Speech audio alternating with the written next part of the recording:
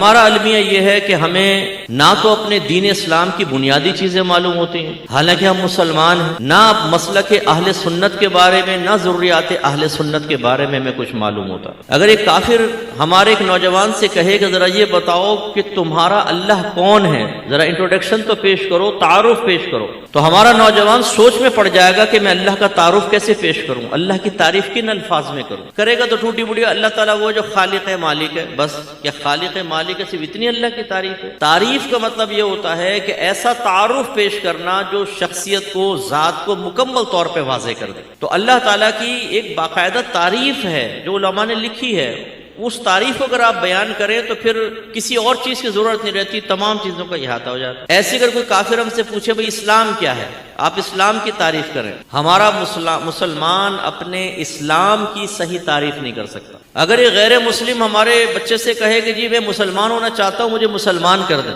ہم میں سے کتنے ایسے بیٹھے ہیں جنہیں مسلمان کرنے کا طریقہ معلوم ہے؟ تو عرض کرنے کا مقصد یہ ہے کہ ہم اچھا چلیں، یہ تو ایک عقائد اسلام سے متعلق ہوئی، ہماری زیادہ جو شغف ہے، ہماری زیادہ دلچسپی ہے وہ عقائد اہل سنت، معمولات اہل سنت کی طرف زیادہ ہو گئی ہے نا۔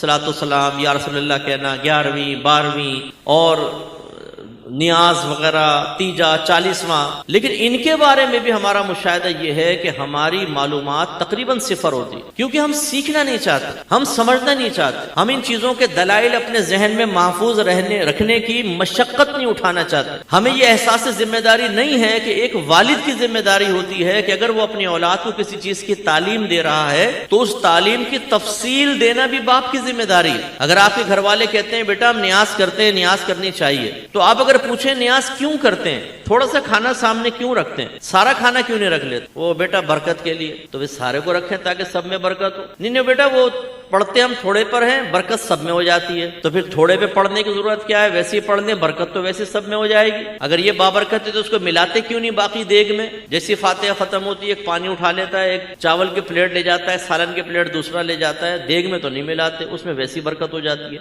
تو کیوں رکھتے ہیں سامنے؟ ہے جواب والد صاحب کے پاس۔ جمعے کی نماز کے بعد اجتماعی طور پر کھڑے ہو کر اردو میں صلاۃ والسلام پڑھ رہے ہیں، بچہ پوچھے کیوں پڑھتے ہیں ابا جان، ذرا جواب دیں۔ یہ جو آدھے سنی چلے جاتے ہیں، بلکہ تقریباً مسجد خالی ہو جاتی ہے، 10 15 20 آدمی کھڑے ہو کے سلام پڑھ رہے ہوتے ہیں، کیا یہ سنی نہیں ہے؟ یہ کیوں ضروری ہے؟ 10 15 20 پڑھ رہے ہیں، باقی سب چلے گئے، ان کی سنت میں شک کریں نہ کریں، اور یہ کس دلیل کی بنا پہ آپ پڑھ رہے ہیں؟ اب باپ کے پاس جواب نہیں ہوگا، صرف اتنا کون ہی مارے گا، ہے بدبخت، بد مذہب تو نہیں ہو گیا، کس کے پاس بیٹھنے لگا؟ یعنی یہ ہمارا جواب ہے۔ ہم امام اعظم ابو حنیفہ رضی اللہ تعالیٰ عنہ کے مقلد ہیں، حنفی کہلاتے ہیں۔ اب مقلد کسے کہتے ہیں؟ امام اعظم کی تقلید شخصی کہلاتی ہے، اور ہم کہتے ہیں یہ واجب ہے۔ اس کے دلیل کیا ہے؟ ایک بچہ آپ سے کہے ہم کیوں امام اعظم کی پیروی کریں، ہم کسی اور امام کی پیروی کیوں نہ کریں؟ ہیں ہمارے پاس جواب۔ تو خلاصہ کلام یہ کہ ایسے بہت ساری، اب جیسے یا رسول اللہ، آپ سب ماشاءاللہ تقریباً یا رسول اللہ کے نعرے کہ جواز کے قائل ہیں، لیکن کیوں لگاتے ہیں نعرہ؟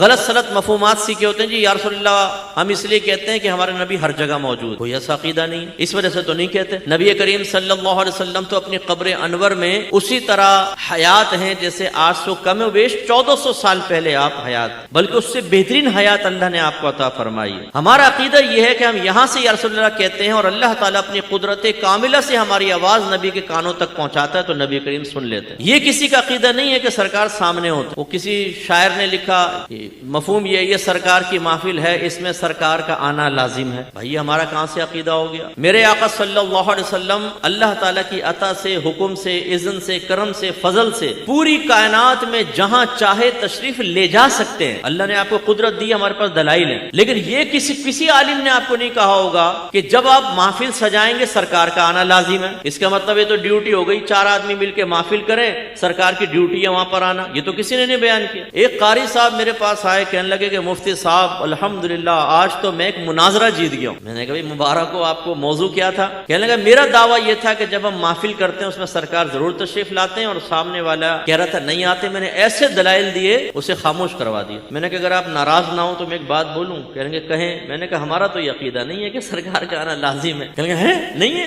میں نے کہا نہیں۔ پھر اس کو سمجھایا تو بعد میں کہتا ہے کہ دیکھا نا علماء کی صحبت میں رہے تو آج اصلاح ہو گئی. میں نے کہا سبحان اللہ, مناظرہ پہلے جیت گیا, اصلاح بعد میں ہوئی ہے. یہ ہے ہمارا حال کہ ہمیں اپنے عقائد اہل سنت اور معمولات اہل سنت کی پوری معرفت حاصل نہیں ہوتی, لیکن ہم سے بڑا ٹنڈن سنی کوئی نہیں ہے. مسلک کا دفاع علماء تو کیا کریں گے, یہ نوجوان کرے گا نا, آتا جاتا کچھ بھی نہیں ہے, بولتے میں مسلک کا دفاع کروں گا. بھائی آپ کو کوئی حقیر ثابت کرنا مقصود نہیں ہے, ثابت یہ کرنا مقصد ہے سیکھیں. آپ کے گھر میں جتنے عقائد ہیں ان کی لسٹ بنائیں, جتنے نظریات ہیں ان کی لسٹ بنائیں, جتنے معمولات ہیں ان کی لسٹ بنائیں. عقیدہ کیا ہوتا ہے؟ عقیدہ ہوتا ہے ایک ایسا پختہ خیال جس کے پیچھے کوئی شرعی دلیل موجود ہوتی ہے. جیسے آپ اس بات کو مانتے ہیں اللہ ایک ہے, مانتے ہیں نا, اب اس کے پیچھے ایک شرعی دلیل ہے, قرآن پاک کی آیات کہتی ہیں اللہ واحد ہے, تو یہ عقیدہ کہلائے گا پختہ. اچھا نظریہ کیا ہوتا ہے؟ جس کے پیچھے کوئی شرعی دلیل نہیں ہوتی, بس وہ خیال پختہ تو ہو جاتا ہے, شرعی دلیل نہیں ہوتی. کالی بلی راستہ کاٹ جائے گی تو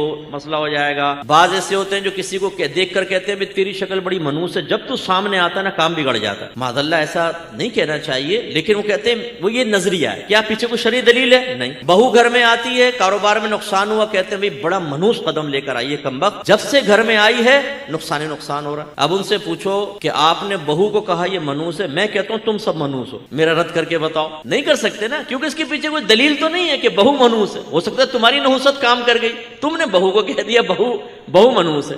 اچھا چلو اگر بہو منحوس سے تمہاری برکتیں کہاں چلی گئی؟ اپنی برکتوں سے نحوست کو ختم کرو. یعنی وہ اتنی نحوست ہے کہ ساروں کی برکت ختم ہو گئی, وہ منحوس عورت غالب آ گئی. یہ غلط چیز. یہ کیا ہے؟ نظریات. اور ایک ہوتا ہے صرف